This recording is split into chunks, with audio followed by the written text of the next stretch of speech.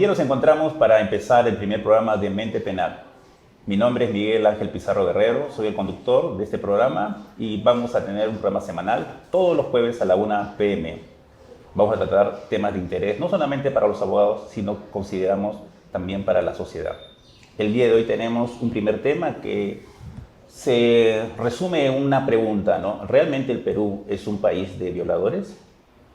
Esta pregunta nos lleva a una reflexión y nos lleva realmente a entender desde diversas perspectivas, no solamente de una perspectiva normativa, jurídica, que consideramos que es reduccionista, sino diríamos utilizando una palabra, una perspectiva holística, es decir, que mire el problema de la violación, las agresiones sexuales o en general el abuso sexual en todas sus formas, o en realidad los delitos sexuales como queramos llamarlo, no solamente desde ese reduccionismo normativo, sino también desde un punto de vista transdisciplinario, vamos a decirlo así, ¿no? Es decir, que podamos utilizar las ciencias psicológicas, las ciencias médicas, la estadística, para poder proveer una información y poder realmente entender y comprender y poder tener no solamente un buen diagnóstico, ¿no? Sino también poder alcanzar soluciones correctas.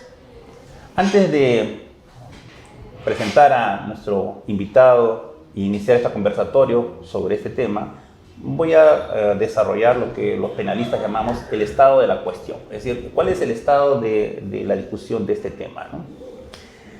La primera situación es que el delito de violación sexual ha tenido una transformación legislativa en los últimos años, ¿no? Yo diría en los últimos 15 años se ha transformado radicalmente el delito, ¿no? Si uno revisa el Código Penal original del año 91, no solamente mirando las penas, que las penas realmente eran muy bajas, estamos hablando de la violación de personas mayores que no superaban los 6 años como pena en el caso de persona mayor. Vemos que también no se aceptaba en ese momento que podía ser partícipe del delito una mujer, ¿no es cierto? Solamente se aceptaba que el sujeto activo podía ser un varón.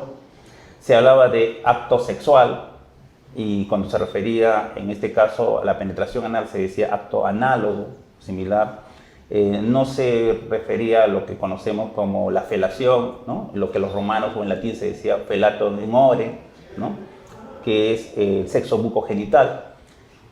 Tampoco en esa legislación 91 se podía aceptar, claro está, lo que ahora llaman la violación sexual inversa, es decir, cuando el sujeto activo es realmente el que recibe la acción, y que se da generalmente entre una persona mayor y una persona menor, donde el menor es el que penetra al mayor, ¿no? En esos años, al comenzar el Código Penal 91, eso no era entendido de esa manera, ¿no? Y tampoco en esos años recordarán que había una expresa causa de exención de pena si es que el agresor se casaba con la agredida, con la víctima, ¿no? En este caso, la exención de pena era por el matrimonio. Todo eso ha cambiado y la legislación desde el año 2006, no sabemos, y ya conversaremos si esos cambios fueron para bien o fueron, más bien agravaron la situación, pero se cambió, se habla ya de acceso carnal, no se habla de acto sexual. No solamente se exasperaron las penas, o sea, se incrementaron de manera dramática, ¿no? En especial para los delitos de violación de menores. En el año 2006 hubo un cambio muy importante y discutible que llevó a diversos plenos de los jueces supremos, por ejemplo, con respecto a qué entendemos por un menor de edad, ¿no? Se extendió que era menor de edad, realmente ya desapareció esa categoría, puesto que era considerado como un agravante tener, digamos, hasta 18 años. Es decir, una persona que tenía, un adolescente que tenía 16 años, su enamorado de 19, si ya tenía acto sexual, vida íntima, ya era considerado violación. Y por lo tanto hubo muchos casos que, digamos, que la justicia penal en términos concretos y prácticos, tuvo que decidir llevar un acuerdo plenario. Y este acuerdo plenario, con votación muy dividida, muy cerrada, recuerdo que fue por un voto, consideraron que la inaplicación, digamos, del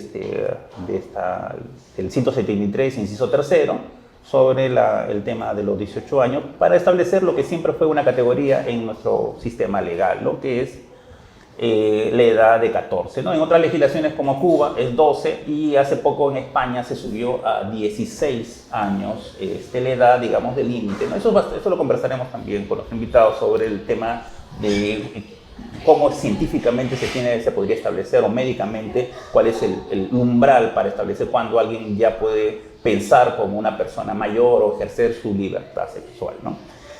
En esos años no se entendía tampoco el tema de que el bien jurídico, o sea, lo que se tutelaba, lo que se protegía era la libertad, sino se entendía que era el honor. Es decir, lo que se resguardaba por el sistema era la protección, era el honor.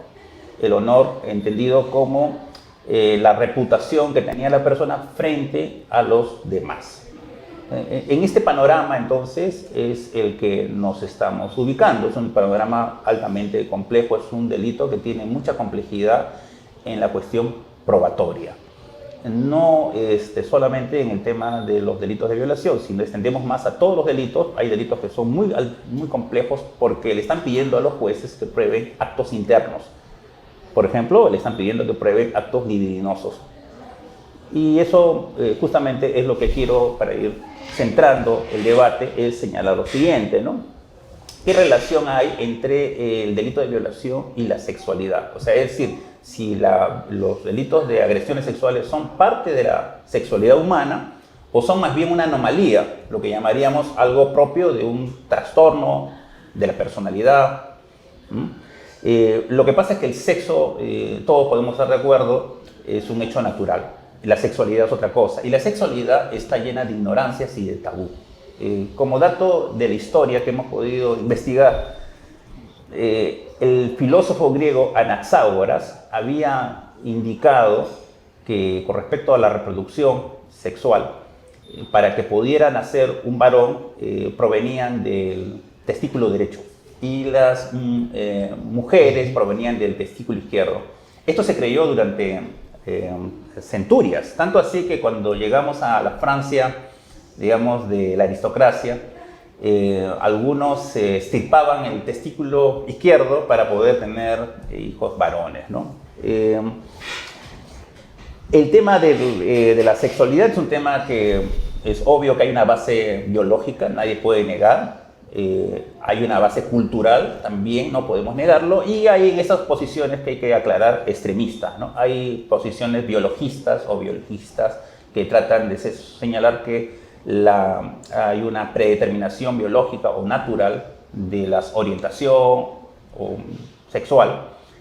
Creo que los extremos están siempre equivocados. Y también la otra que señala que todo es un problema, solamente es un asunto cultural. Es decir, que la sexualidad está basada solamente en un aprendizaje que se da en una sociedad determinada. Creo que por un sentido común, hay muchas sentido común de todos, podemos darnos cuenta que nosotros somos parte biológica, pero también parte de nuestro entorno social y cultural.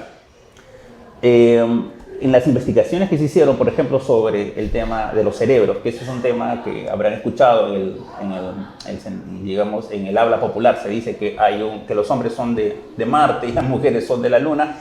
Probablemente esto sea simplemente un dicho popular y no tenga mucha base científica, porque de lo que se ha investigado, los cerebros son idénticos. Lo que ocurre es que hay parte hormonal, ¿no? Por ejemplo, la presencia de la testosterona, que incorpora un elemento muy importante. Los varones tenemos testosterona y hay una agresividad que se ha estudiado obviamente no se ha estudiado en seres humanos porque no se ha permitido hacer eso, pero en los laboratorios se ha estudiado con ratas, con conejos, con otros mamíferos, y todos reaccionan de una manera distinta, con mucha agresividad cuando se trata de la presencia de la testosterona, ¿no?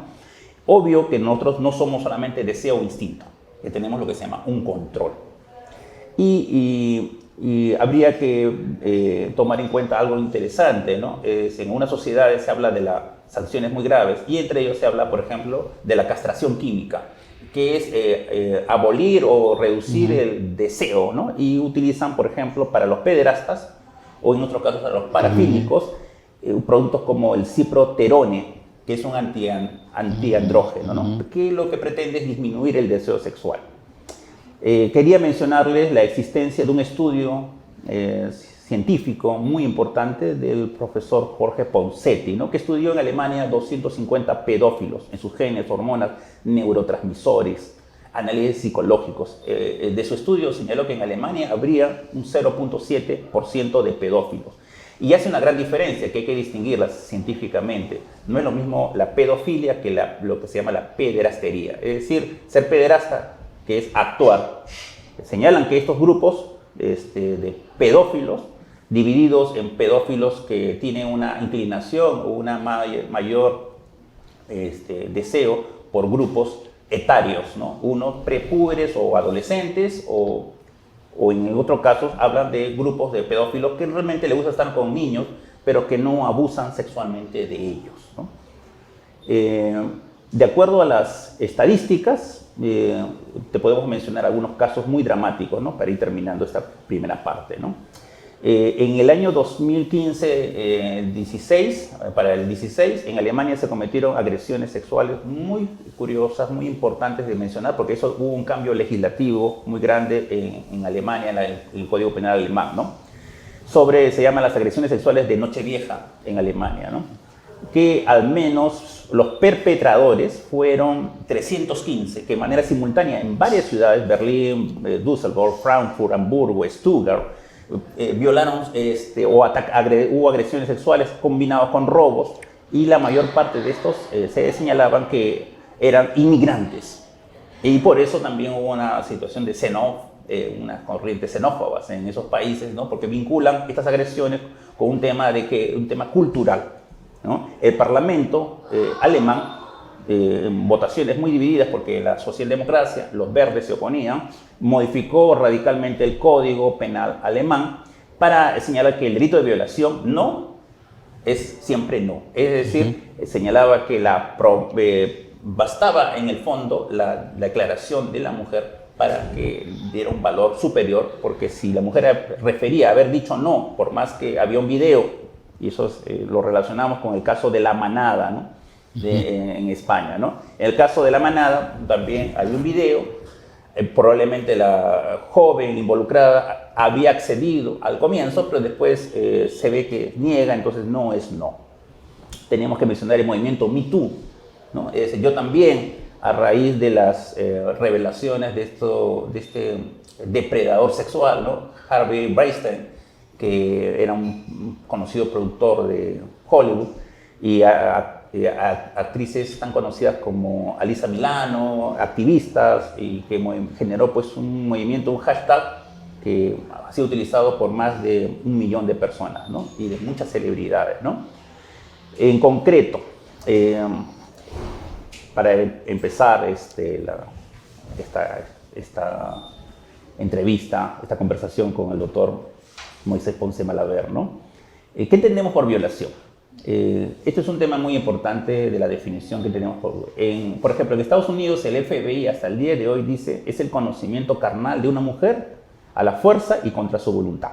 Es decir, de ese punto de vista, la violación solamente pueden ser violadas las mujeres, solamente pueden ser violadores los hombres, tiene que haber necesariamente una relación de penetración, y la acción, esto es muy importante subrayarlo, tiene que ocurrir fuera del matrimonio. Creo que todo esto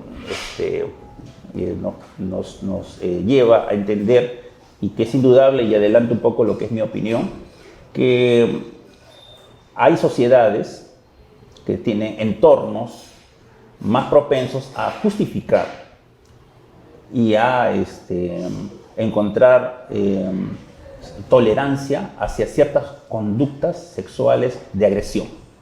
Un ejemplo de nuestra historia: las personas que ejercían la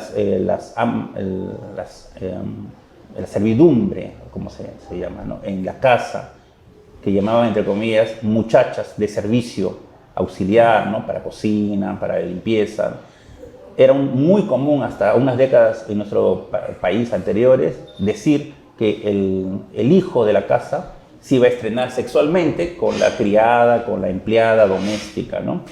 Entonces, esto era justificado.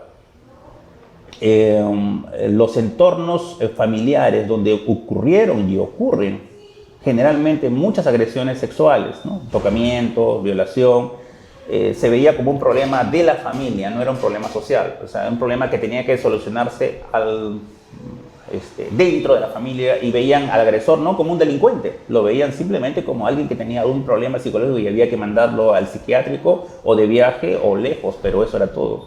Entonces, la pregunta es, ¿hay algún país en el mundo donde no haya ningún violador? Difícil.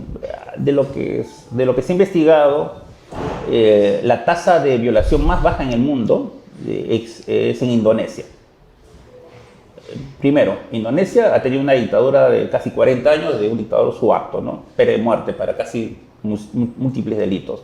Número dos, es una cultura musulmana en su mayoría, porque es el país que tiene más de 100 millones de habitantes y su mayoría, 85%, son musulmanes. Es decir, no podemos hacer una afirmación peyorativa de una sociedad y ponerle el cartelito de que Perú es un país de violadores. Creo que es un tratamiento reduccionista, falso, maniqueo, y que no permite darle una adecuada solución al problema grave de la violación que todos rechazamos, pero que también queremos, para poder solucionarlo, entenderlo. Por eso este día que inauguramos esta plataforma de conocimiento Mente Penal con el primer tema, hemos invitado al distinguido profesor, catedrático, maestro y psiquiatra. Además es una persona que tiene una enorme experiencia porque ha trabajado y sigue trabajando en el Instituto de Medicina Legal, el doctor Moisés Ponce Malaver, que el día de hoy vamos a iniciar un conversatorio con él para poder aclarar algunos de estos puntos que he mencionado en esta primera parte. Doctor Ponce, bienvenido. Gracias por acompañarme en este primer programa de estreno. Quería empezar con la pregunta que realmente nos convoca, ¿no? ¿Cómo se hicieron esas estadísticas, ¿no? Había mencionado una estadística que procede, ¿no?, de las denuncias policiales, ¿no? La fuente es denuncias policiales, ¿no? Y según esto, el último registro, bueno, Perú ya no está en primer lugar, ahora pasamos al segundo. Bolivia nos ha ganado. De cada 100.000 habitantes hay 33% de supuestos de violadores, ¿no? Y Perú estaría en segundo con 28.35. ¿De dónde se saca esta información y si es exacta o hay un sesgo en esta información? Bueno, en primer lugar, doctor Pizarro Guerrero, muy buenas tardes a usted y a todos los televidentes. Bueno, para empezar, desde el punto de vista netamente científico y técnico, yo rechazo tajantemente las declaraciones desafortunadas de la ministra de la Mujer y Poblaciones Vulnerables de generalizar un tema y decir que el Perú es un país de violadores, es decir, nos pone a todos en el mismo saco.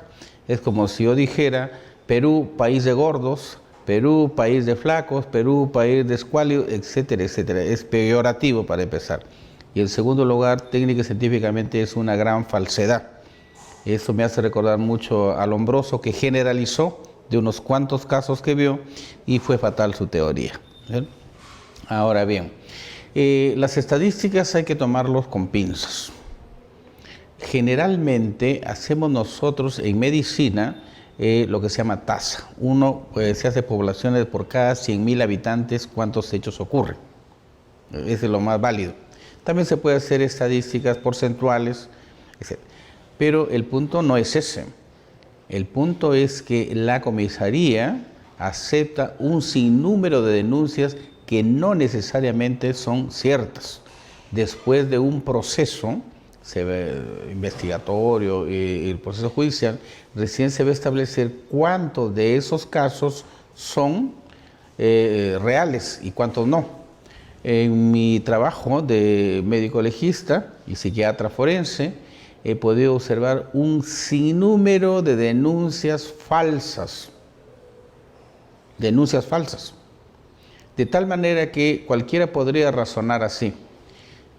Hablo específicamente de Lima Centro. Si hubieran 15.000 denuncias al año y esas fueran ciertas, cada año ingresaría a los penales 15.000 personas y por lo tanto ya no habría dónde estar cada 15 años. En 4 años habría 60.000 y eso es totalmente falso, ¿no? Entonces, ¿qué hemos visto nosotros? Que de todas las denuncias, ni siquiera, bueno, a lo mejor exagerando, el 10% de ellas tienen algún tipo de sustento real. El resto son denuncias obviamente falsas, que lo hacen por diversos motivos, por cólera, por venganza y por un largo etcétera. He visto muchísimos casos en donde se denuncia falsamente a padres que tocan a sus menores hijos con mira de obtener la tenencia, por ejemplo, o la custodia.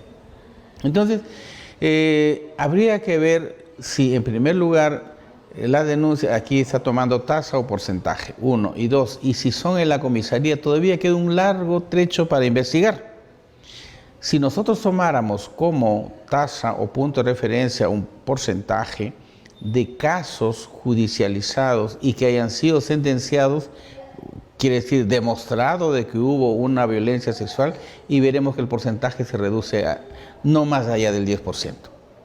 Entonces, las estadísticas que se brindan son más bien estadísticas alarmantes con fines de asustar a la gente y obviamente no solo hacer quedar mal al país, sino a los supuestos agresores que en el fondo no lo son.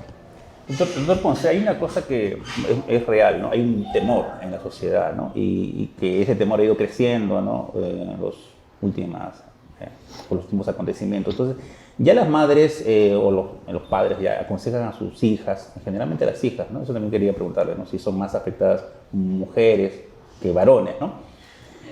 Que tengan mucho cuidado en una fiesta con sus propios amigos, compañeros de escuela, que no le vayan a poner cosas en la bebida para que no las violen, que no viajen solas jamás en un taxi, ¿no? Hay mucho temor, o sea, se ha creado no diría una psicosis, pero sí un gran temor de muchas adolescentes, ¿no? Porque sus padres generalmente le repiten eso, y además porque ha habido casos que la prensa lo ha divulgado de esa manera y tienen temor, ¿no? Lo quería preguntarle, de acuerdo a su experiencia, que tiene creo que ya cerca de 30 años trabajando en medicina legal, si ha conocido casos, digamos, de esa imagen que tenemos casi hollywoodense del violador, ¿no? El violador es alguien que es un depredador sexual, alguien que acecha tras las sombras, digamos, bajo un puente, está esperando que pase alguna mujer distraída o sola para llevársela a un lugar desolado y ahí, como dice la prensa, dar cuenta de sus bajos instintos, ¿no? Siempre repiten eso. Usted ha tenido la oportunidad de evaluar a muchas personas, ¿no?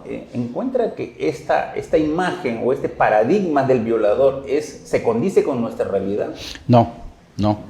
Siempre he dicho que la violación no es violenta. Y los violadores no hay, por supuesto, algunos que están así como tipo de Hollywood, pero será pues el 0.001%, ¿no? Los agresores sexuales más son del entorno, tanto familiar, amical o social. Esos son los más frecuentes, ¿no?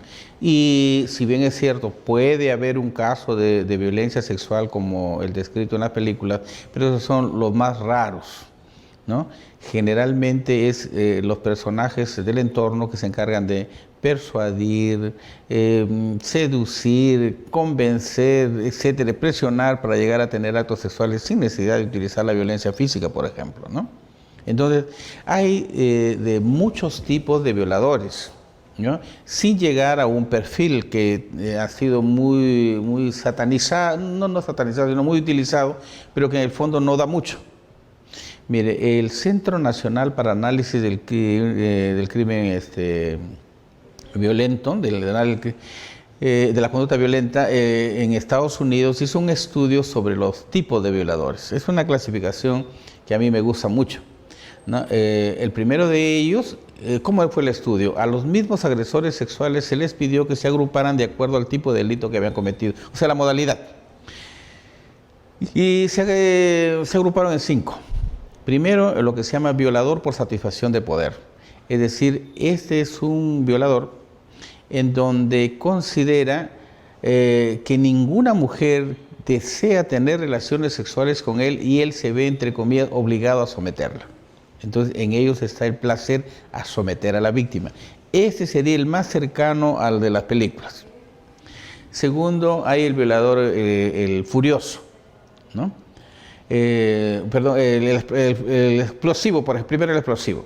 El explosivo es una persona celosa que en un arranque de cólera viola y puede dañar física y mentalmente también y sexualmente a la víctima. No, el explosivo. El furioso es un misógino. También esta persona es aquel que desprecia a las mujeres, ¿no? Entonces, aquí hay este grupo de los feminicidas, por ejemplo, que maltratan a la víctima. Son un porcentaje pequeño, pero hay, ¿no? El cuarto grupo es un grupo de los que se llama sádicos o personas inmaduras que han ligado mucho, no han separado la agresividad de la sexualidad y pueden cometer delitos y, por supuesto, como son inmaduros, dejan rastros y lo descubren. Muy bien, ese es un grupo. Pero el grupo más numeroso es el grupo del violador que se llama ocasional. Es aquella persona que, por diversos motivos, generalmente es el alcohol y las drogas, malinterpreta las actitudes de una chica, por ejemplo, como si ésta le estuviera provocando y por lo tanto la va a atacar sexualmente porque supuestamente ella le está provocando y espera que él reaccione de esa manera. Este es el gran grupo, ¿no? Que tenemos en nuestro medio. Resumiendo, los violadores tipo película es un porcentaje bajísimo. Yo en toda mi vida, que nosotros le llamamos violador por deporte o violador con satisfacción de poder, en toda mi vida de ese tipo yo he visto 2, ¿no? Los demás, por ejemplo, los misóginos, he visto pues 3, 4, no he visto más, ¿no? Y inmaduros sí hay un gran grupo y la mayoría de ocasionales también hemos visto bastantes casos, ¿no?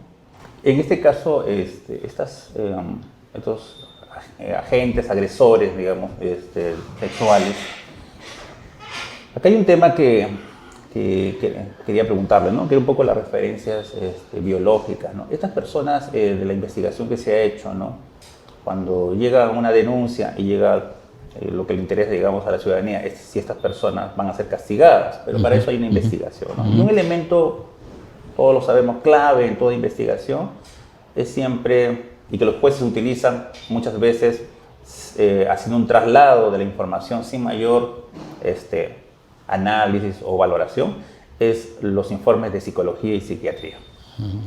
Entonces, yo quería preguntarle eso porque tiene un enorme interés para todos.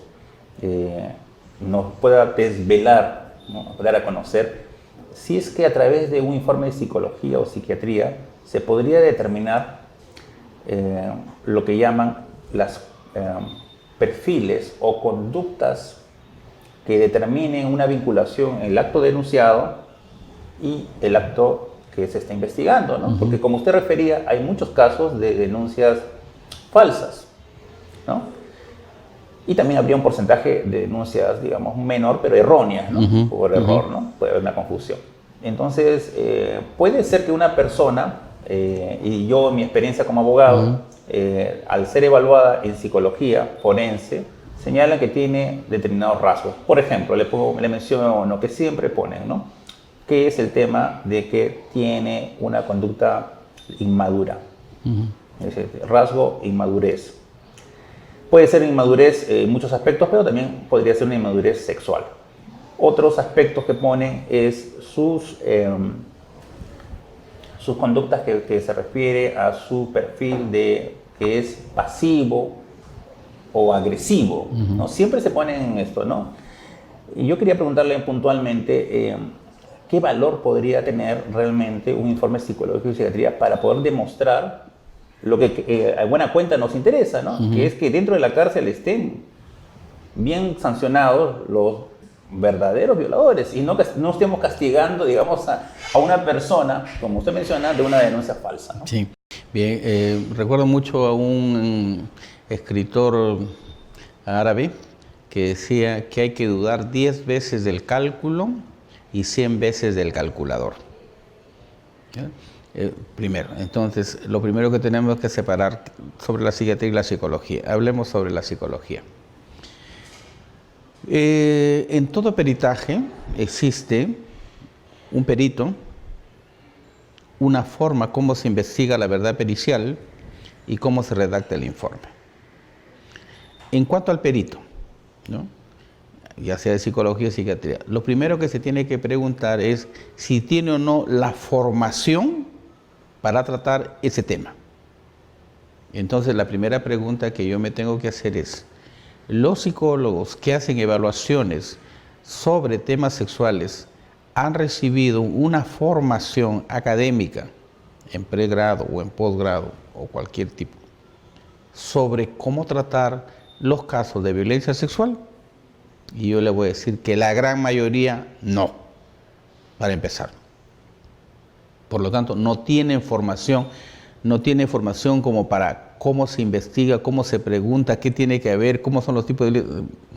Por lo menos, yo no sé. Me gustaría que alguna universidad diga, en mi currícula de pregrado, para los futuros psicólogos, hay un curso de sexualidad humana.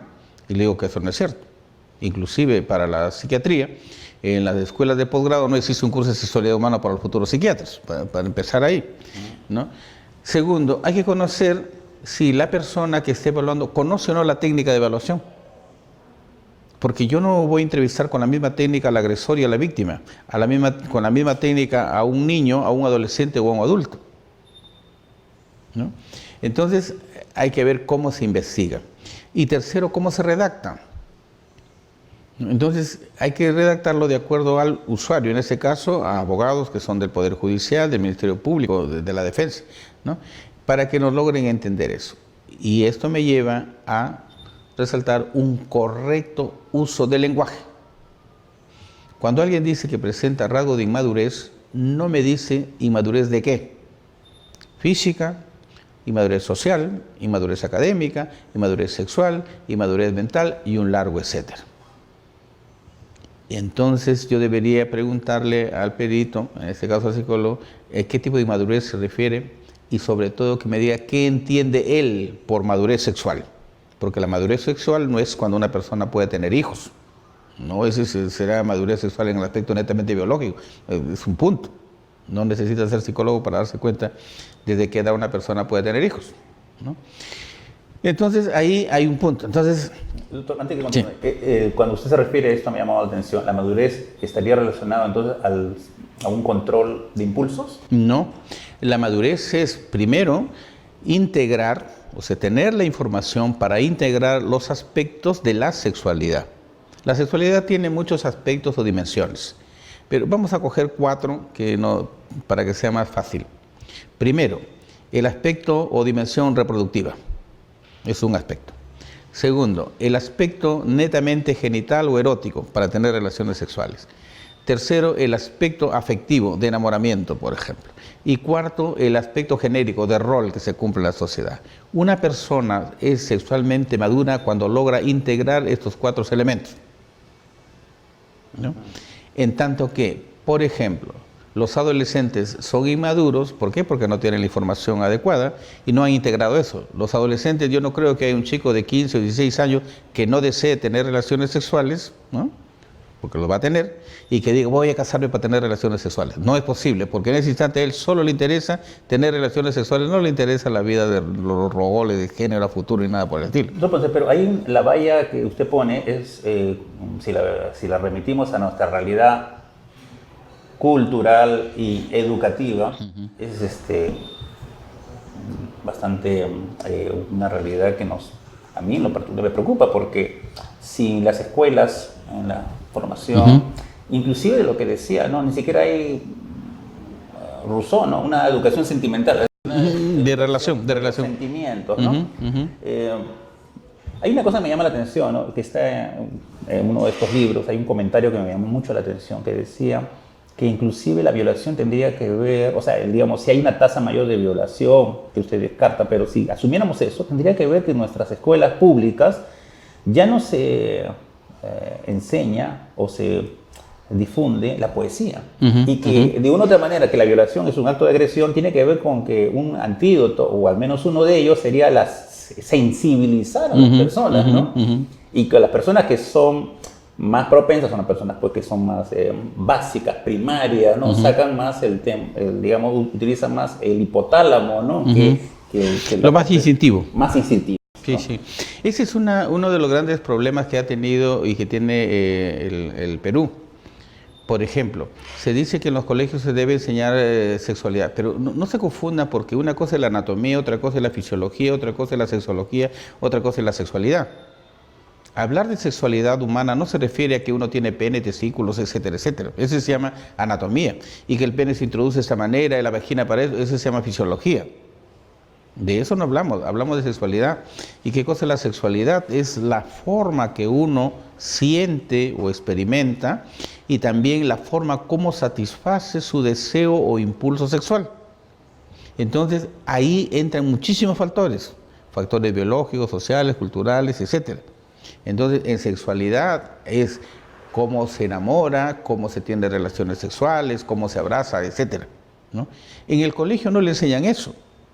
En el colegio lo que le enseñan es que el pene tiene tantas partes, la vagina tiene tantas partes, hay que usar preservativos para evitarse enfermedades, y yo no sé qué, el nombre correcto es condón, por ejemplo, pero le dicen preservativo. Entonces, la pregunta es, ¿quiénes están enseñando sexualidad humana a las personas? Gente que no sabe, así literalmente, no sabe. Se imagina que así es, pero no tiene ningún conocimiento científico. Vulnera a la Declaración Universal de los Derechos Sexuales, que dice que uno tiene derecho a una información científicamente probada sobre el aspecto sexual. Pero, pues, ese me hace recordar algo que viene desde los griegos, ¿no? Hace 2500 años, que era la frase que repetían, ¿no? Siempre, ¿no? Conócete a ti mismo. Es decir, o sea, nuestra educación y nuestra cultura en el Perú y en general en Latinoamérica, hay un desconocimiento. Sí, por supuesto, hay un desconocimiento y en todo caso un reduccionismo a los aspectos netamente físicos. Y si eso lo llevamos a los magistrados que ejercen justicia, porque comparten esa misma cultura. Hay un proverbio que dice que hay personas que no se acuerdan cuando fueron niños, ¿no? Ah, Entonces, mire, hay muchas cosas que uno tiene que entender en el desarrollo sexual. Pero dejémoslo momentáneamente, quiero terminar la idea sobre los evaluadores, ¿no? Entonces, si la psicología se encarga del estudio de la vida anímica normal de una persona, entonces los psicólogos también saben cómo es la conducta sexual normal de un niño de 5 años, de 8 años, de 10 años, de 12 años, de los hombres, las mujeres, también lo saben, o en todo caso deberían saberlo. Entonces, de tal manera que cuando ellos detecten alguna conducta que se escapa de lo esperado para ese grupo etario, recién pasa a psiquiatría. Entonces, nosotros en psiquiatría ya vemos conductas sexuales alteradas, ¿no? ¿Por qué? Porque la sexualidad tiene diferentes niveles de manifestación. Entonces, nosotros vemos disfunciones, trastornos, variantes sexuales y un largo etcétera. Entonces, si tomáramos nosotros como conducta desviada la agresión sexual, entonces tendríamos que estudiarlo en psiquiatría, porque ya no es normal. ¿Qué hace que esta persona haga ese tipo de conducta? Entonces, cada uno tendría que hacer su papel y decir, por ejemplo, en psicología, las conductas sexuales, esta es una relación de enamorados que se pelearon y por eso están en este conflicto. Punto, se acabó el asunto. Y psiquiatría diremos, pues tiene algún tipo de trastorno sexual o una variante sexual o no lo tiene. Punto. Entonces, así más o menos se aclararía el panorama. Pero cuando yo utilizo términos que no conozco, por ejemplo, como inmadurez, y le ponen inmadurez psicosexual o inmadurez sexual, y ya está diciendo que el inmaduro es capaz de hacer cualquier cosa, lo cual no es así. El inmaduro también es tímido porque no sabe interrelacionarse. Entonces, no necesariamente quiere decir que sea un agresor sexual, ¿no? Entonces, habría que ver bien quiénes evalúan, si están formados, capacitados para evaluar, cómo utilizan la técnica, porque puede que hayan sido formados, pero la técnica no la utilizan bien. Y tercero, cómo redactan su informe, si va a cumplir las expectativas de aquel que pregunta un tema para aclararlo, para mejorarlo, ¿no? Ese es un. El segundo punto, ¿no? Nadie duda de que la adolescencia, o mejor, en la adolescencia, la sexualidad de los chicos pasa por varias etapas. La adolescencia tiene 3 partes. La adolescencia temprana, de 10 a 13 años, en donde hay cambios físicos, cambios hormonales, etcétera. La adolescencia media de 14 a 16, en donde ya las personas aprenden o hacen juegos de tipo sexual con miras a acercamiento a las otras parejas, esto para reforzar su identidad, su independencia, etc. Y la adolescencia tardía, que va de 17 a 19 años, en donde ya el adolescente sabe qué es lo que le gusta y ejercita plenamente su sexualidad. Yo resumo esto diciendo de que en la adolescencia, en especial entre los 17 a 19 años o 20 años, o si quiere 18 a 20, el adolescente, la vida sexual del adolescente es como un volcán en erupción. Y nadie va a tapar el volcán para evitar que explote. Y si lo hiciera, el daño es mayor, ¿no es cierto? Entonces, ¿qué quiero decir? Que hay cosas que no podemos evitar. No podemos evitar que los adolescentes tengan relaciones sexuales. Lo que sí se puede evitar es que se contaminen de enfermedades, uno, y dos, que embaracen a las chicas. Y siempre hay que recordar que aquí, lamentablemente, la que lleva la peor parte es la mujer, ¿no? Porque embaraza a la chica, se desaparece el chico y ella se queda con la peor parte, ¿no?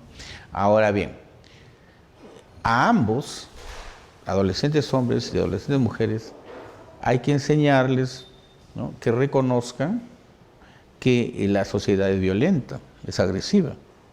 Y por lo tanto, que hay personas agresivas no solamente en el área sexual, también en el área física, económica, etc. Y por lo tanto, si es una sociedad agresiva, violenta, uno tiene que aprender a protegerse. O sea, no arriesgarse más de lo que está permitido o de lo que él puede manejar. Todo el mundo sabe que las personas, cuando están bajo efecto del alcohol u otras drogas, pierden el control de sus impulsos, ¿no? Y la escala moral disminuye. Pero tampoco nadie puede negar que los adolescentes toman mucho licor y que le venden fácilmente cuando eso debería estar regulado, ¿no es cierto? Entonces, esos son factores socioculturales que no se han podido controlar. Ese es uno. Existe también una discrepancia entre lo que quiere o norma el Código Penal con lo que hay en el Ministerio de Salud. Cualquiera de nosotros puede ir a un centro de salud y va a ver ahí uno dice Programa de Salud Sexual y Reproductiva para Adolescentes, lo cual quiere decir que el Estado peruano tiene un programa para regular eso médicamente hablando. O sea, que reconoce que los adolescentes tienen una vida sexual activa, cosa que no reconoce el Código Penal. Porque si uno dice que tiene relaciones sexuales con un adolescente, inmediatamente lo van a sancionar. Y la adolescencia, recuerda, se pasa hasta los 19 años. Algunos dicen que hasta los 20. Y el Código establece 18. O sea, si alguien tiene un chico de 19, tiene relaciones con una chica de 17, y es violación porque él es mayor. Doctor Ponce, en ese punto, antes de pasar al tema que es un tema más complejo, pero que vamos a poder conversar, lo que es el tema probatorio, de esto que se afirma, ¿no?, que es el machismo, la cultura machista, que tiene una vinculación directa, ¿no?, con la tasa o el incremento, ¿no?, de las agresiones sexuales, ¿usted encuentra una vinculación entre sí, machismo? Sí, el machismo tiene, pues, obviamente, algunas consecuencias muy negativas. Por ejemplo, menos mal que está en retroceso. En el machismo, por ejemplo, algunas escenas machistas, ¿no? Si a una mamá le decían, bueno, ahora no sé si le dice, porque ya soy adulto, le decían, señora, su hija está con su enamorada en la esquina, y la respuesta inmediata era, ¿qué es? Hombre, pues, ¿cuál es el problema? Señora, su hijo tiene 3 enamorados, bien hombre, mi hijo, pues, ¿cuál es el problema? ¿No es cierto? Incentiva ese tipo de conducta. También otra idea machista era que el hombre era más hombre cuanto más parejas tenía, o cuanto más hijos tenía, lo cual no es cierto. ¿No? Entonces, en ese sentido, erróneamente, los chicos se sienten más hombres cuanto más parejas tienen, ¿no? Eso sería un error. Y las mujeres aceptan esta situación porque no le ponen freno. Pero eso tendría que ver con, digamos, con el incremento de la natalidad, ¿no? Sí, pues. Pero yo le digo con respecto al a lo que estamos conversando. No, sí. La violación, ¿por qué? Bueno, Por porque, un tema de misoginia. sí, no, simple y sencillamente porque el hombre considera que él puede conquistar a todas las mujeres que pueda, y si ve a alguien que hace un gesto, él lo malinterpreta como si fuera una provocación y simple y sencillamente dice... Entonces tiene que ver con esta parte cultural pero esto es muy aprendido, ¿no? A ver, yo de lo que recuerdo era si iba a una fiesta y uno cortejaba a una joven, ¿no? Uno era adolescente y la joven le aceptaba la primera, uno tenía la idea de que es fácil. Es fácil y la descartaba. Y más bien las chicas que querían no pasar por ese grupo, digamos, de que era marginado, ¿no? o estigmatizado, digamos, habían aprendido por sus amigas o porque se lo había hecho su madre, que tenían que, por lo menos a la tercera vez, recién aceptarla. Eso es machismo. ¿No es cierto? Eso es machismo, ¿no? ¿Y qué dicen las mujeres? No, si me quiere, tiene que luchar por mi amor. O sea, yo soy el trofeo de la lucha que tiene. Eso no es cierto. Entonces, el machismo lo crearon, o bueno, no lo crearon, sino también lo reforzaron las mujeres. Y la transmiten, porque para nadie es un secreto que los 5 primeros años que pasa un hombre, siempre lo pasa con la mamá.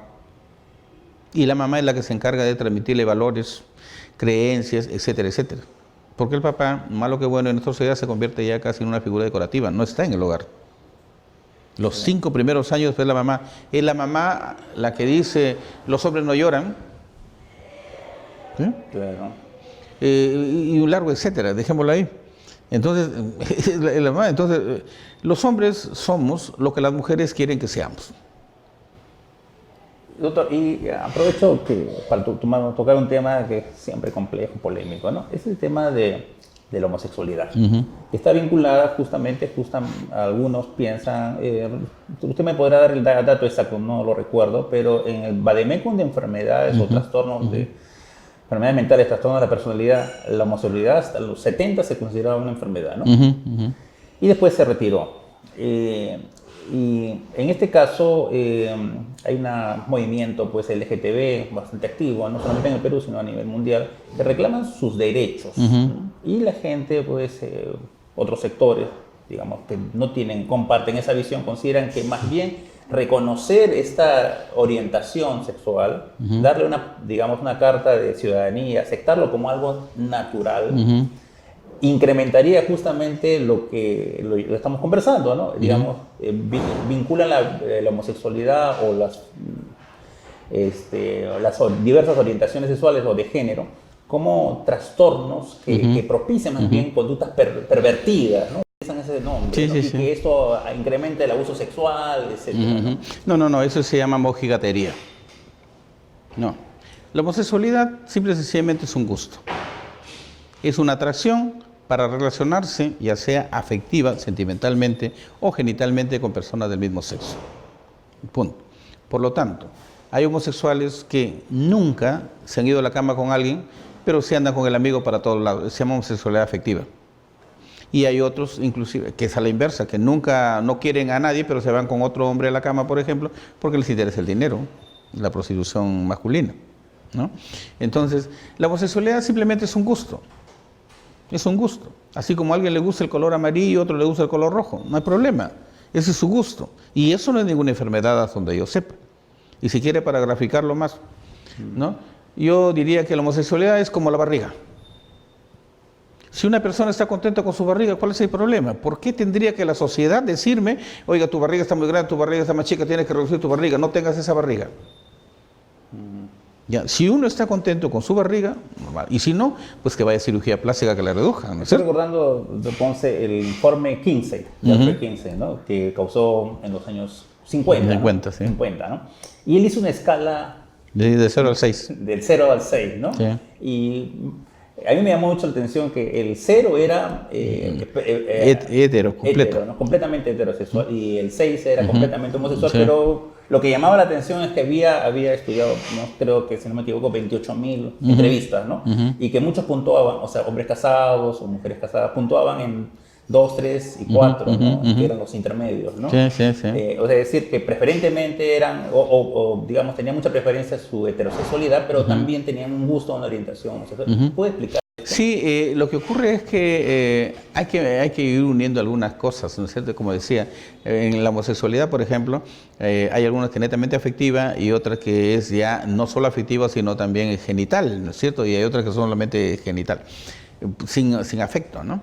Estos extremos, ¿no? De 0 en realidad era 6 o 5, bueno.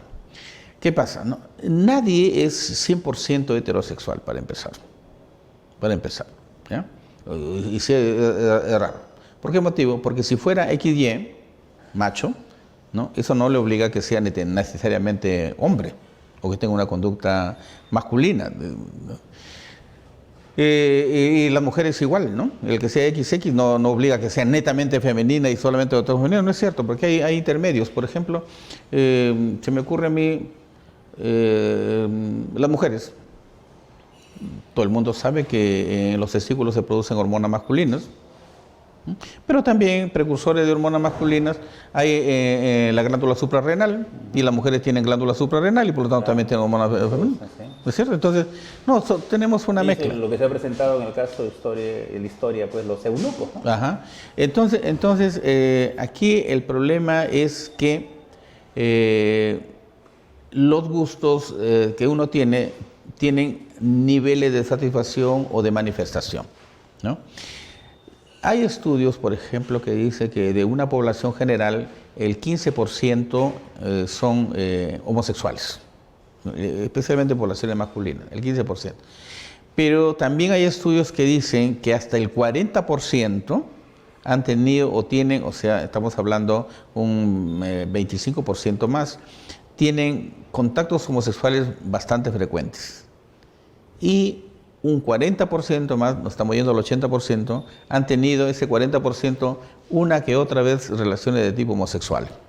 Y quería, en ese punto, y en su experiencia como médico legista, ¿no? Trabajando tantos años, los denunciados por violación como agresores sexuales, ¿ha visto casos de, digamos, donde sean homosexuales que hayan sido agresores? Sí, por supuesto. Y las víctimas son otros hombres del mismo sexo. Sí. Entonces, terminando la idea, entonces si nos vamos ahí, estaríamos llegando alrededor del 80%. Mire, el 80%, algunos dicen 82%. Pero hay algo más. Cualquier persona que se dedica al estudio de la sexualidad sabe que entre el 7 al 10% de personas mayores de 60 años cambian de preferencia sexual. Entonces, si fuera eso cierto, ya nos estamos yendo como al 90%. ¿Ve? Entonces, ¿qué podemos decir? Que la homosexualidad es bastante frecuente. El que no lo digan, el que lo callen, o que haya conductas homosexuales que no se consideren como tales, esa es otra cosa. Existen variantes sexuales, por ejemplo, como hombres que tienen sexo con hombres, que no son homosexuales, son heterosexuales, pero que por lanzarse una canita al aire y tienen una relación con un hombre pues, experimental, pues, lo que fuere. Entonces, eso es muy relativo. Entonces, terminando, si la homosexualidad es un gusto, lo primero que tenemos que decir es que no hay tratamiento para los gustos. Si a mí me gusta el color amarillo y otro color rojo, no hay tratamiento en el mundo para cambiar de gusto, en ese sentido. Y tercero, yo no entiendo por qué tendría que meterse tanto la sociedad en las preferencias de las personas. Lo que ha hecho es un fenómeno de rebote. Como a mí me rechazan, yo quiero hacerme notar de que soy como todos los demás, ¿no? Entonces, porque si yo partiera de la premisa que el que se besen dos hombres en la calle es un delito o induce a ciertas conductas, lo mismo ocurriría cuando un niño de la misma edad ve a un hombre y una mujer besarse apasionadamente en la calle. ¿Cierto? Entonces, o se prohíbe una conducta o no se prohíbe. Ahora, por cuestiones de oposición es que se han generado movimientos y todas esas cosas, ¿no? Pienso que es un error. Pienso que las personas son libres de decidir hacer lo que quieran íntimamente y nadie tiene por qué mezclarse en eso. Concluyendo en esta parte, no tiene nada que ver la orientación sexual con la agresión. No tiene nada que ver, pues no, es como la población general. Claro, o sea, puede ser violador un homosexual como también un heterosexual o un transexual. Así es. Ahora, si podríamos explicarlo, diríamos algo interesante. Si una persona fuera homosexual, de sexo masculino, ¿no? Hay igual que heterosexual, pero si tuviera que tener relaciones sexuales, por decir uno de 40, por decir así, va a buscar personas de 40 también, de 30 también. Pero si él recuerda, que es algo instintivo, de que entre los 18 y 20 años los hombres tienen la máxima capacidad sexual, definitivamente que va a buscar a personas de esa edad. Porque hablando jocosamente diríamos que los adolescentes son más rendidores que unos de 40. ¿No es cierto? Ahí estaría la explicación. Ahora, si eso se convierte en delito, bueno, esa es otra cosa. Doctor, pasemos al tema probatorio, que es un tema, yo creo que de mucho interés a los muchos abogados que nos deben estar conectados y viendo, ¿no?, en este primer programa de Mente Penal. Hay dos cosas que quiero preguntarle. Uno es el tema que creo que yo he encontrado en mi experiencia mucha ignorancia, ¿no? El tema del IME. Justamente esta autora que vamos a comentar en la parte final, Mitu Sanyal, tiene un primer libro que se llama La vulva, ¿no? Este es el segundo sobre violación. Se señala lo siguiente, ¿no? Primero que en la ignorancia, yo pienso de la mayor parte de nosotros, pensamos que la vagina es un orificio como si fuera los orificios nasales, ¿no es cierto? Y por lo tanto siempre se tiene esa idea equivocada, ¿no?, que es una especie de orificio, hueco, donde va a ser penetrado, ¿no? Y eso no es así. No es así. No es así, ¿no? Así es.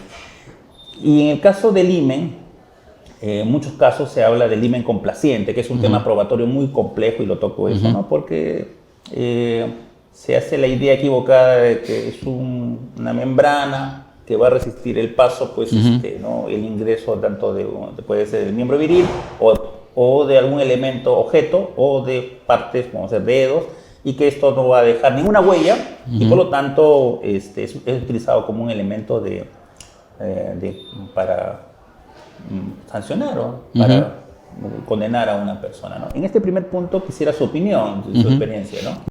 Primero que hay que aclarar algunas cosas. Primero la anatomía. La vagina es un espacio virtual.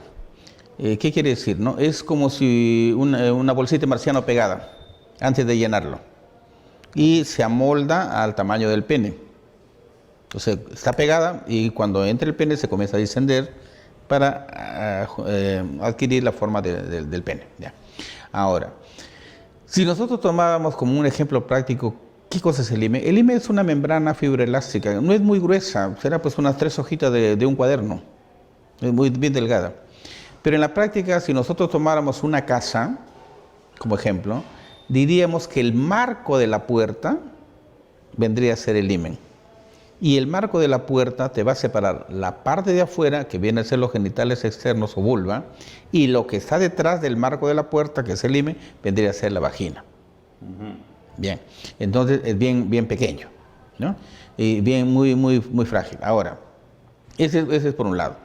Entonces, no es cierto cuando dicen, me tocó la vagina, no le tocó la vagina, le tocó la vulva.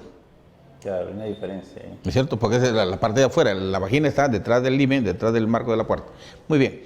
Ahora, cuando se tiene relaciones sexuales, hay que ver que la parte de afuera, ¿ha visto usted algunas casas antiguas que tienen como un toldito, una entradita? Exactamente, un dintel. Eso vendría a ser la vulva, eso vendría a ser los labios menores, los labios mayores. Dependiendo si la persona es delgada o gruesa, va a ser más delgadito o más gruesito. Generalmente en las personas que son más obesas tienen una distancia entre la piel y el himen más o menos de 1 centímetro o 1,5 centímetros. Entonces, muy bien, por eso es que cuando se frota los genitales externos ahí sin atravesar el himen se llama coito vulvar. Cuando se atraviesa el himen ya es coito vaginal, pero como antes a la vulva se llama coito vulvo vaginal. O sea, ahí habría 2 coitos a la vez, ¿no es cierto? Parte en la vulva, parte en la vagina. Entonces, ese es el coito. Entonces, es normal. Hay 2 sentencias. Hay una sentencia de Huancavelica, una en Iquitos, y hay me parece una casación que ha salido recién, en donde se dice que no es necesario atravesar la membrana himeneal para considerar un coito. Y eso es cierto, se llama coito vulvar, ¿no? Pero claro, ahí aparece una confusión que dice que la vagina no empieza en el himen. Eso no es cierto, eso anatómicamente es imposible. Muy bien. Entonces, hay un coito vulvar y un coito vaginal. Cuando atraviesa el pene en una penetración normal se llama coito vulvovaginal. En la primera penetración el himen se rompe. En el más o menos 70% de las personas, de las mujeres. ¿Qué hemos visto en el Perú?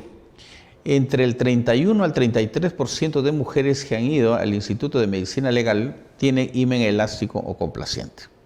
Hay estudios hechos en Trujillo por el doctor Latoche Fernández, que encontró 34%, la doctora Mendoza Navarro encontró 31%, en Chimbote el doctor Urresti 33%, en Huancayo 31%, en La Oroya 31% el trabajo del doctor Bustamante Montoro, en Lima la doctora Lavi Chan y Luz Torres encontraron 33%, en Arequipa el doctor Berríos encontró 33%.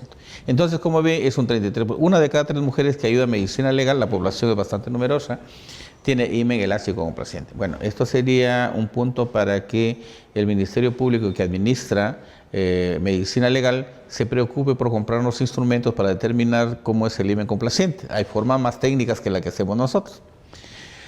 Bueno, entonces, ¿qué es lo que pasa en el himen complaciente? Como hay un alto número de fibras elásticas, el himen se estira como una liga. Y sale el elemento y se vuelve a contraer. ¿Ya? Muy bien, ahí si lo vamos a ver, no va a haber lesiones, pues, porque se estira como una liga.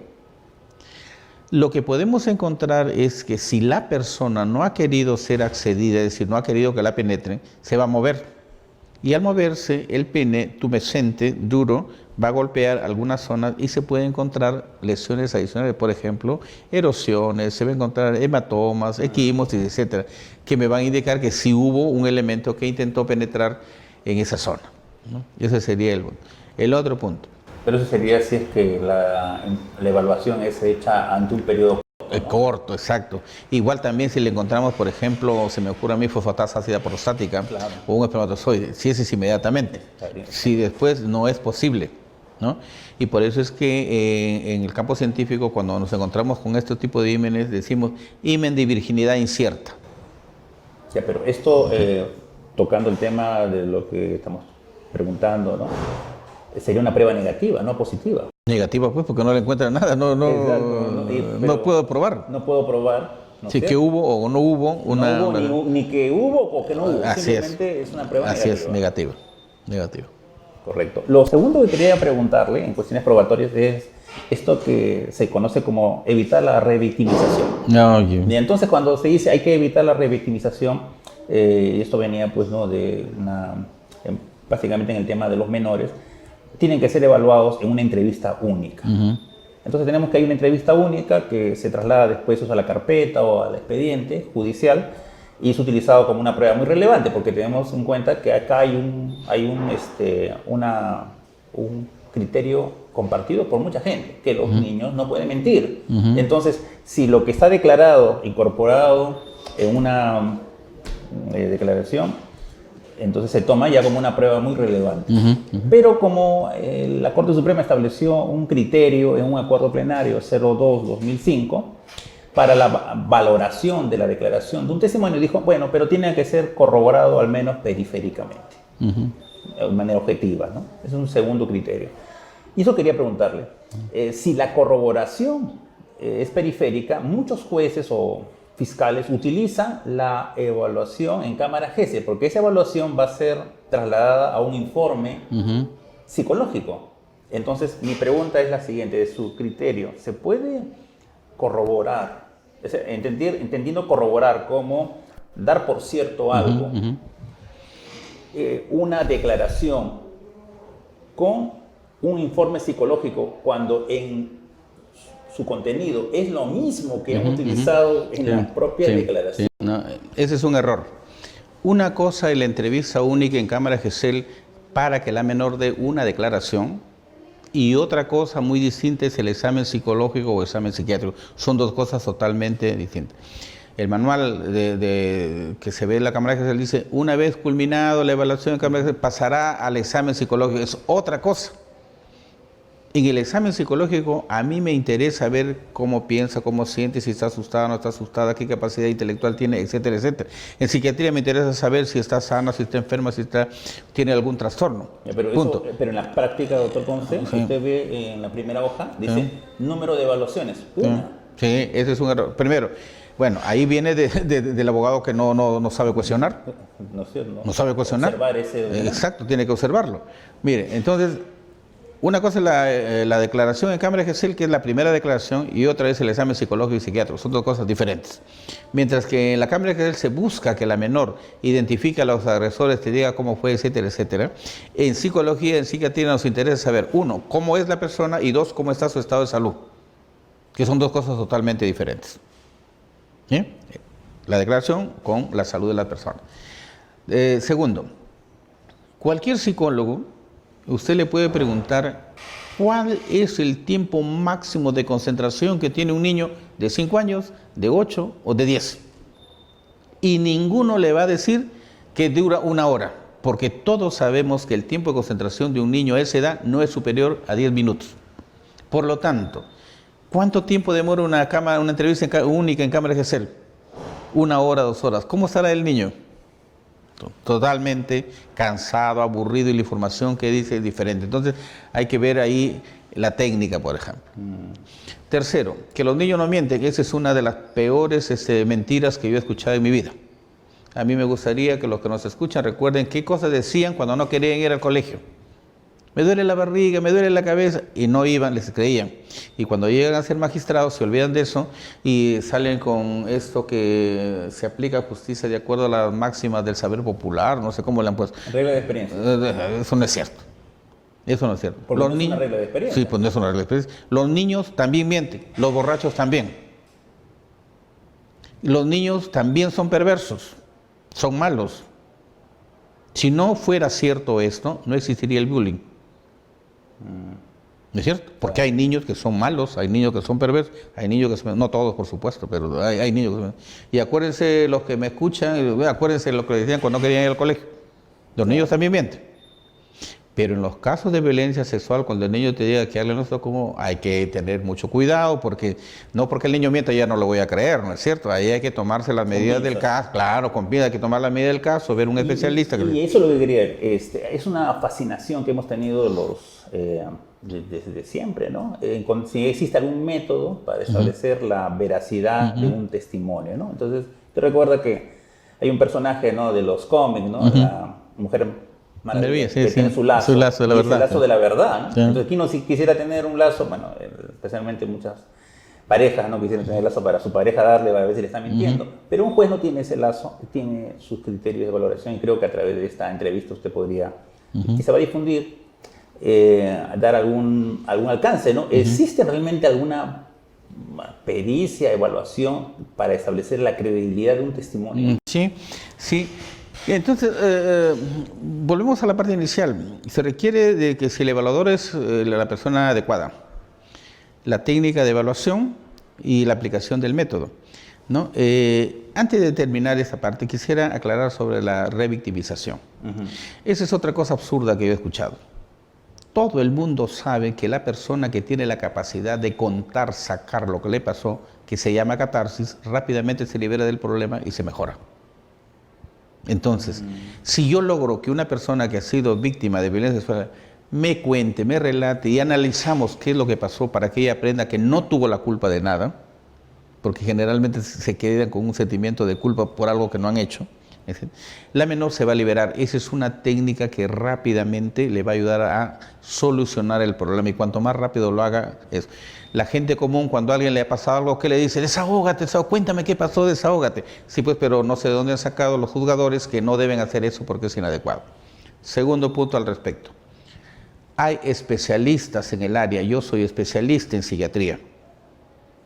Y por principio médico yo no voy a dañar a las personas. Por lo tanto, si usted me pide que a una persona le haga una declaración 1, 2, 3, 4, 5 veces, las veces que sea necesaria, jamás lo voy a dar porque soy especialista en el tema.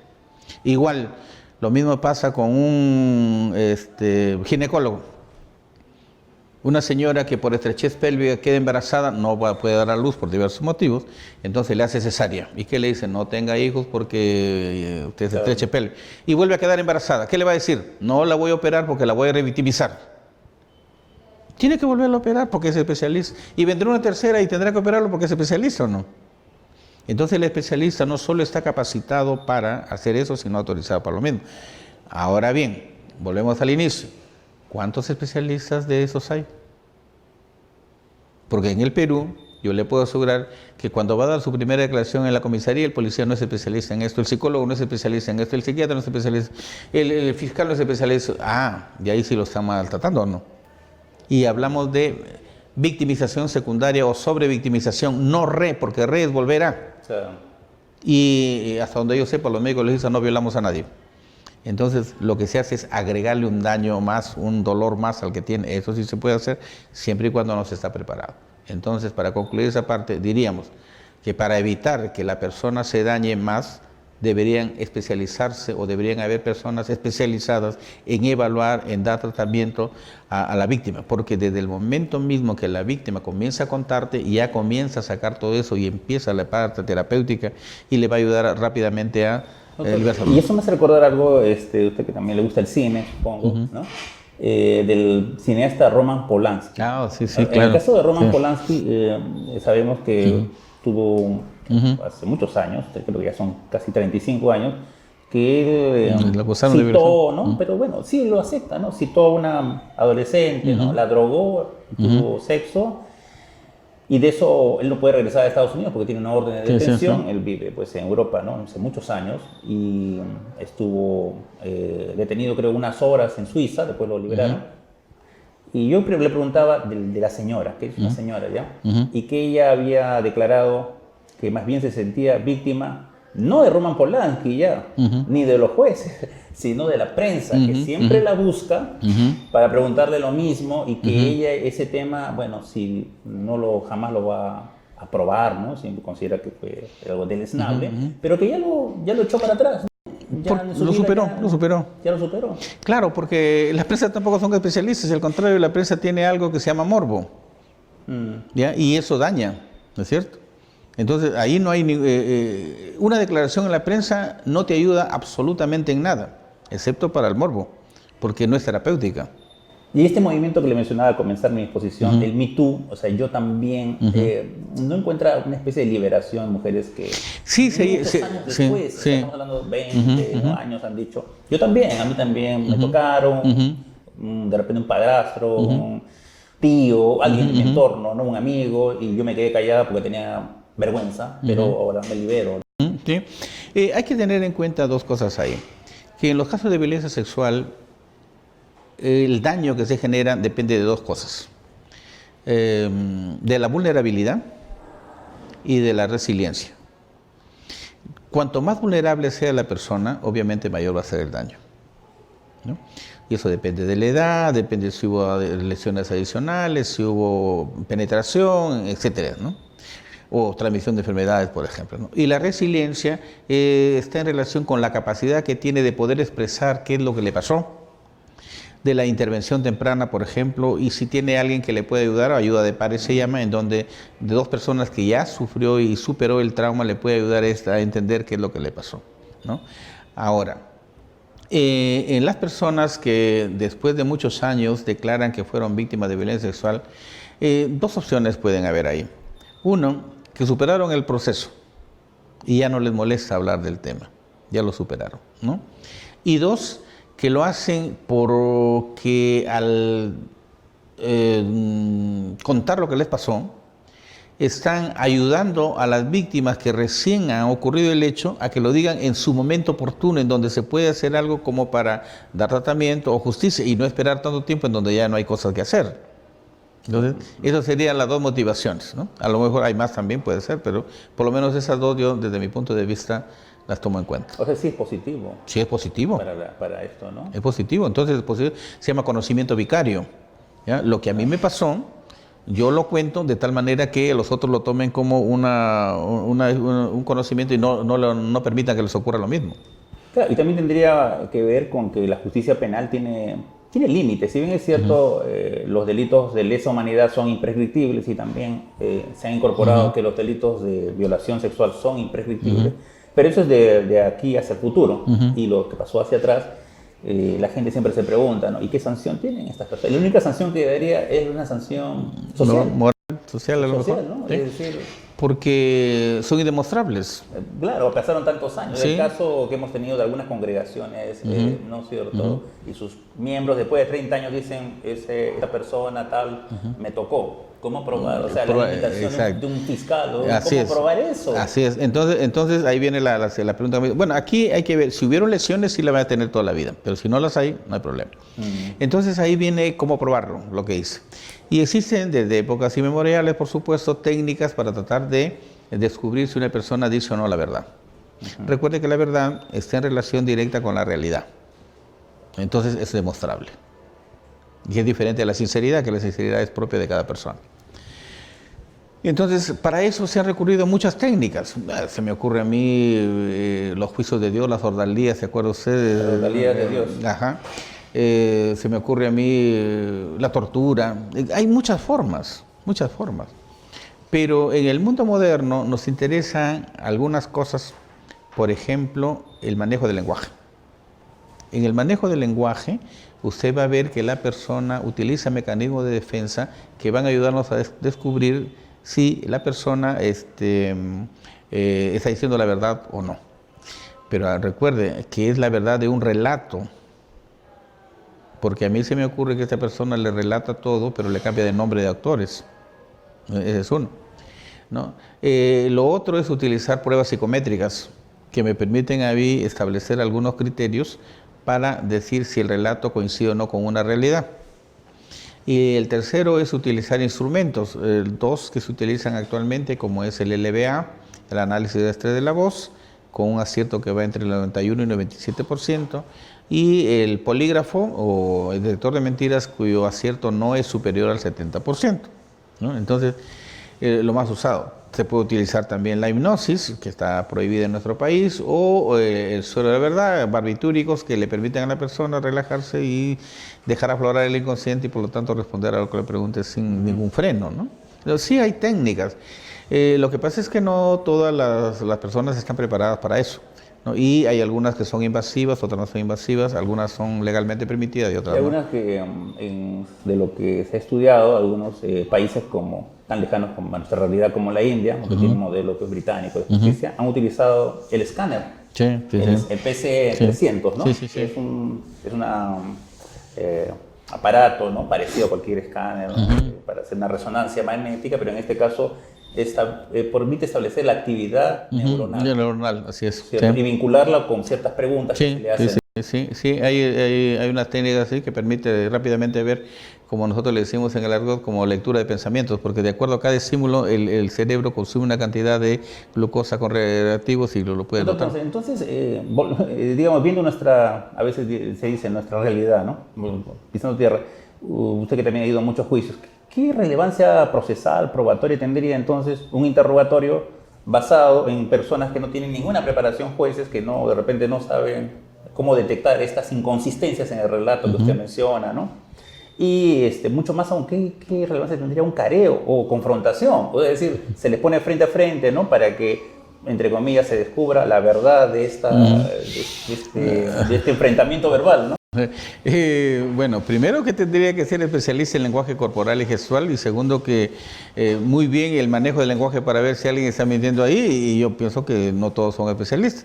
Segundo, que creo que ya el careo entre agresor y víctima se ha prohibido, que me parece algo sin sentido, totalmente sin sentido, y ahí me parece que eso es mucho más dramático. Es más dramático porque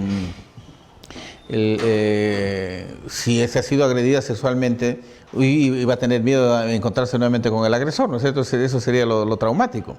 Entonces, me parece no muy técnico y esto me va a llevar a muchísimos errores. Que eso es lo que le iba a decir. Al final de cuentas, estas técnicas se mueven en la probabilidad, ¿no? Así es. No en la certeza. Sí. Se tendrá que cotejar, ¿no? Con lo que se llama una valoración global, ¿no? Integral de contexto, ¿no es cierto? Del contexto. Y ahí hay un punto final. Por ejemplo, los médicos dan su punto de vista sobre el hecho, los psicólogos también, los psiquiatras también. ¿Y quién lo integra?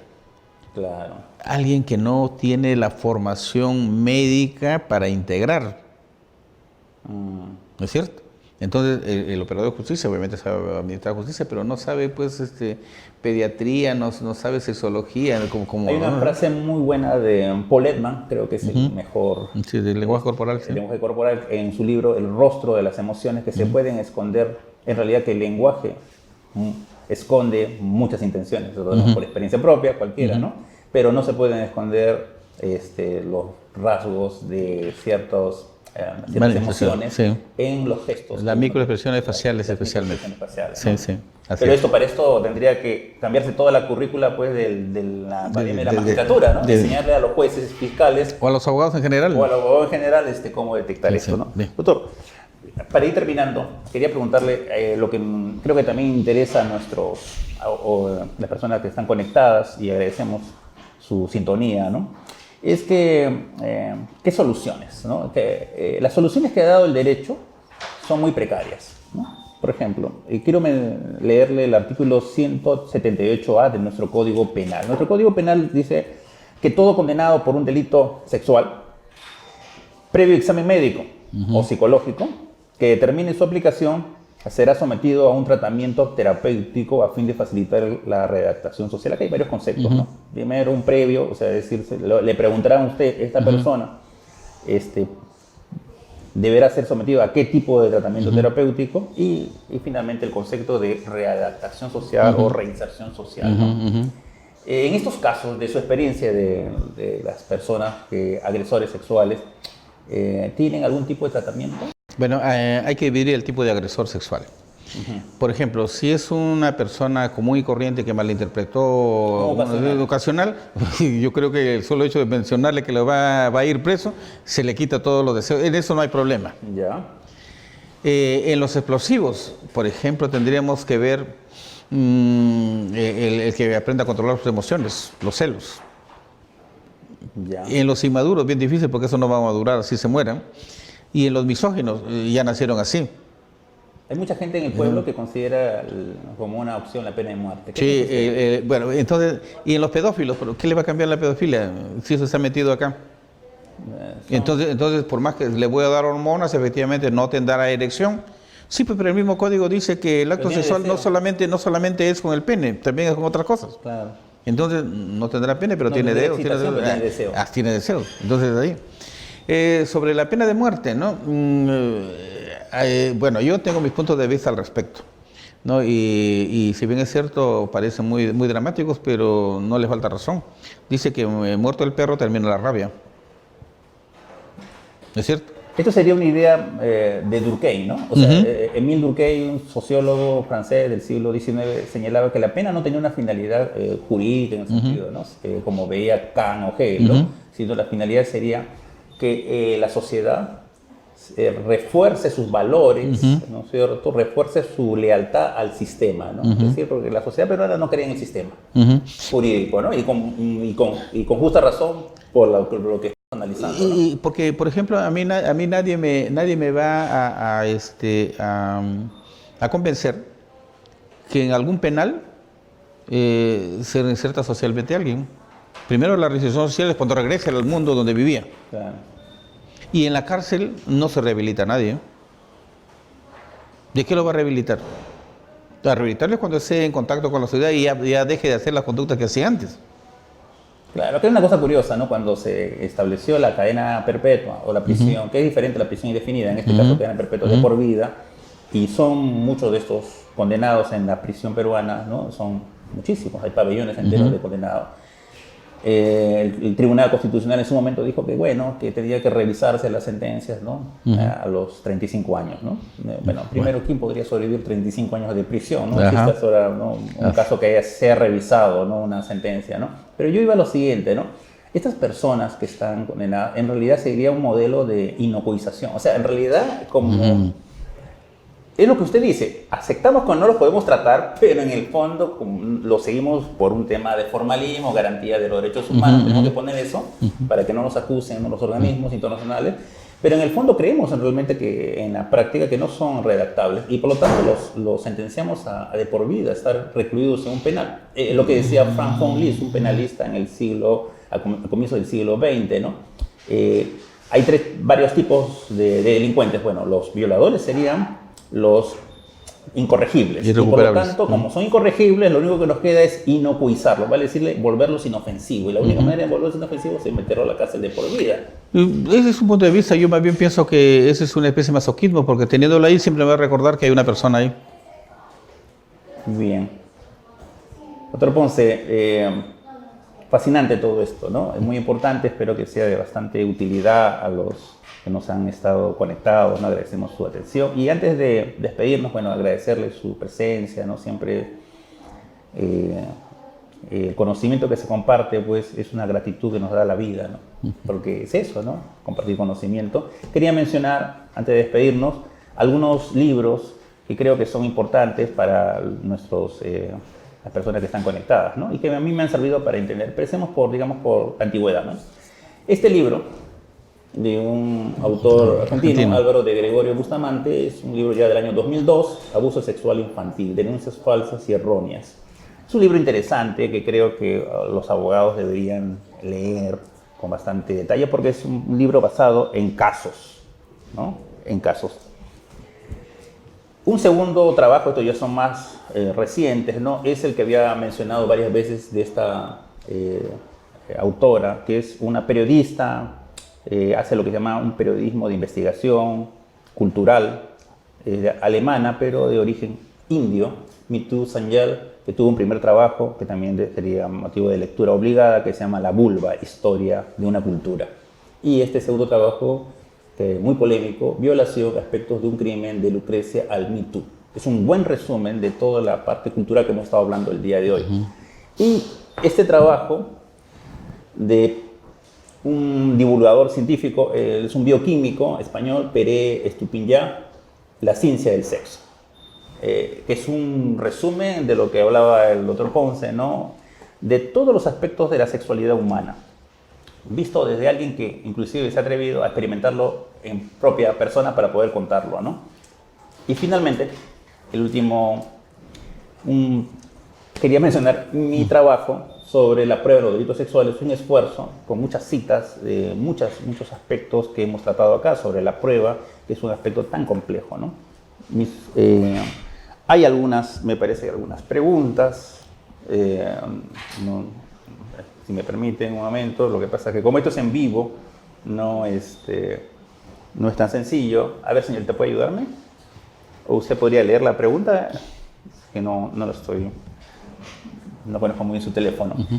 Y mientras voy ubicando, decirles a todos que realmente para mí ha sido algo bastante emocionante empezar este programa Mente Penal. El nombre lo escogí porque creo que hay que apartarnos de esas visiones reduccionistas. Una cosa que debemos desarrollar es la mente jurídica, la mente penal, ver más allá de la norma, las cosas más allá del código, para poder entender esta compleja problemática. Acá me pide, dice, ¿qué grado de certeza tendría la prueba indiciaria? Es uno de los puntos que se toma en cuenta, la declaración de la supuesta víctima, si esta no solo se contradice, sino como es un delito clandestino, se aplica a rajatabla el acuerdo plenario 02-2005, sin tomar en cuenta que uno de los 3 requisitos que este exige y que está dado por el segundo punto es la verosimilitud de la declaración de la víctima.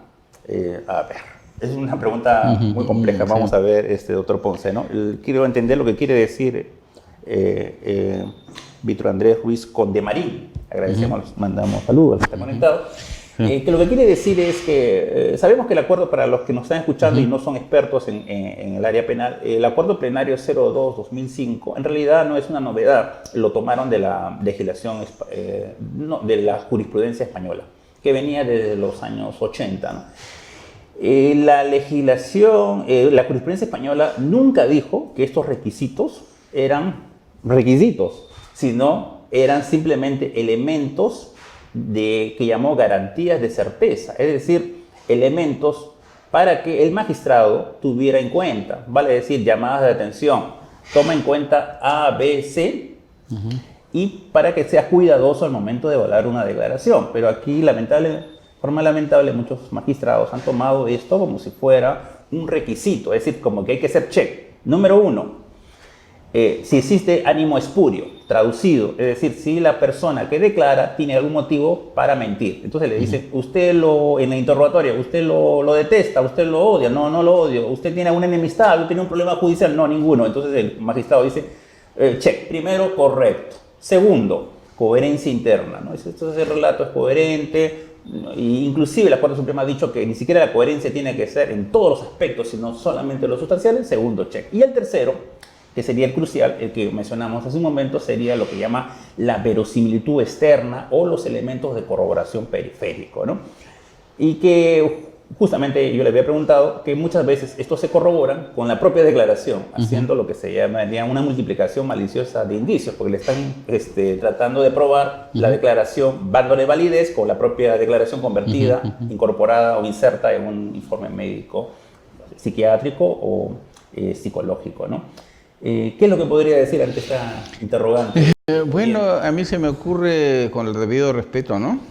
Si un día se ponen de acuerdo ciertas personas y hacen un acuerdo plenario para decirme que el sol es verde, y porque ya todos se pusieron de acuerdo que el sol es verde, ¿yo tengo que aceptar lo que el sol es verde?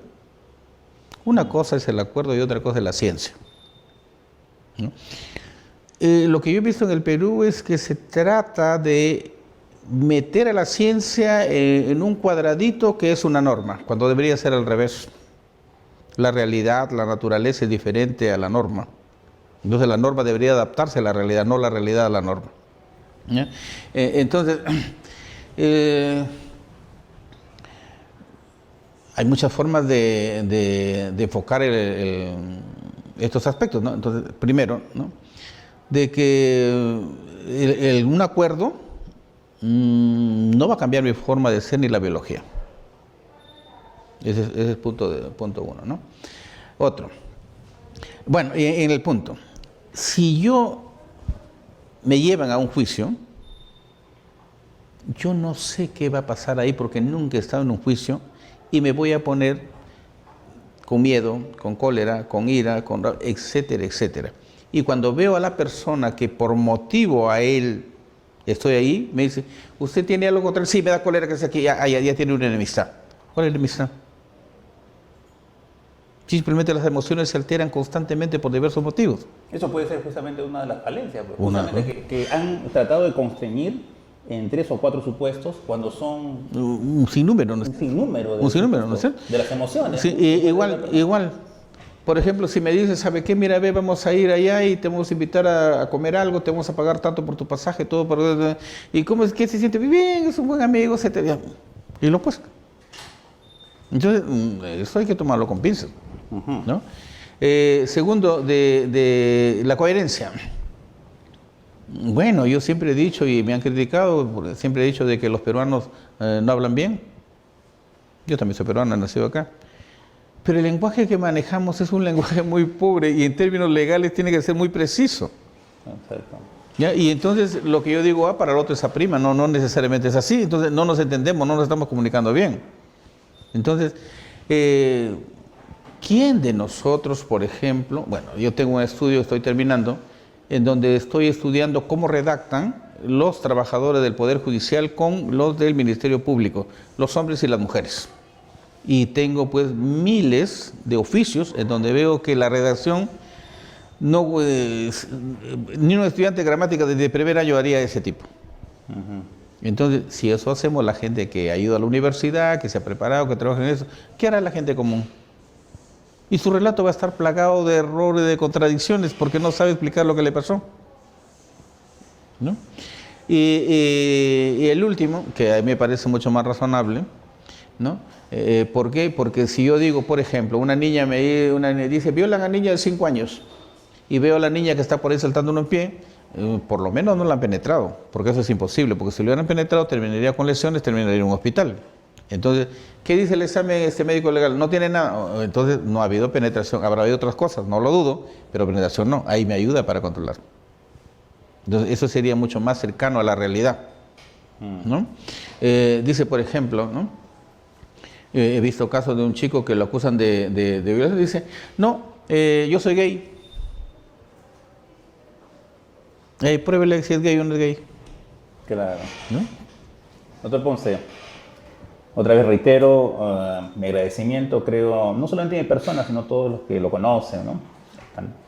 Su magisterio desde muchos años y tiene muchos discípulos, gente que aprecia y valora, pues realmente cuando hablamos de cultura no estamos hablando pues algo, ¿no? De saberse pues en el Perú los 12 incas, ¿no? Uh-huh.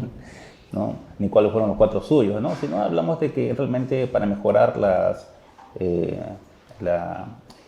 integración y la igualdad, que son los aspectos muy importantes, se requiere pues un cambio de mente. Hay que enfocar las cosas de manera distinta. Hay que ubicar al derecho. Creo que había un pensador, ¿no? Alemán, Günther Jacobs, que decía una cosa que me parece que es pertinente, ¿no? El derecho tiene una pretensión científica de ciencia, pero también es una técnica. Pero no olvidemos que es un humanismo. Pues. Es un humanismo. Y las ciencias humanas, el humanismo, el derecho tiene que alimentarse pues, de la psicología, de la psiquiatría, de ciencia, como usted dice. Uh-huh. Pues. Si no, lo convertimos en simplemente una máquina uh-huh. de cortar, moler carne, ¿no? Y el derecho penal, creo que todos quienes lo apreciamos, hemos abrazado esa disciplina, los penalistas, creemos que el derecho penal está para hacer que los espacios de libertad crezcan y no crear una sociedad donde todos estemos desconfiando uno del otro, sino de una cierta armonía, un equilibrio, ¿no es cierto?, que nos permita lograr lo que siempre hemos buscado, ¿no? Una justicia para todos. Muchas gracias, doctor Ponce, muchas gracias a todos los que se han conectado. Nos vemos la próxima semana con un gran tema. Hay un invitado también muy especial. Vamos a tocar el tema que es un tema que realmente poco se ha discutido, si es que las decisiones de los jueces son influenciables por los medios de prensa, por las presiones mediáticas, las redes sociales, cómo toman decisiones los jueces. Para eso tenemos un invitado que es un magistrado y nos vemos el próximo jueves a la misma hora, a la 1 p.m. en su programa Mente Penal. Muchas gracias. Hasta la próxima semana. Muchas gracias.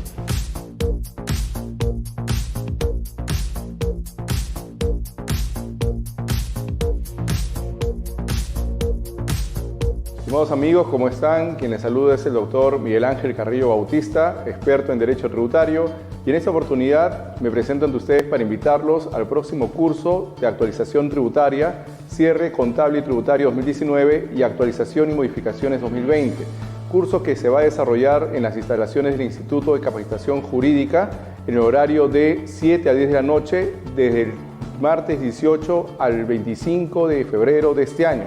Para este curso vamos a priorizar el desarrollo de casuística aplicada que permita poner en práctica los conocimientos teóricos que involucran la actualización y el análisis de las diversas modificaciones que se han venido suscitando en materia tributaria con vigencia para el 2020, así como también las principales contingencias o problemas que se podrían suscitar en caso no efectuar un adecuado cierre contable y tributario 2019, ya que estamos a puertas de presentar la declaración jurada anual del impuesto a la renta.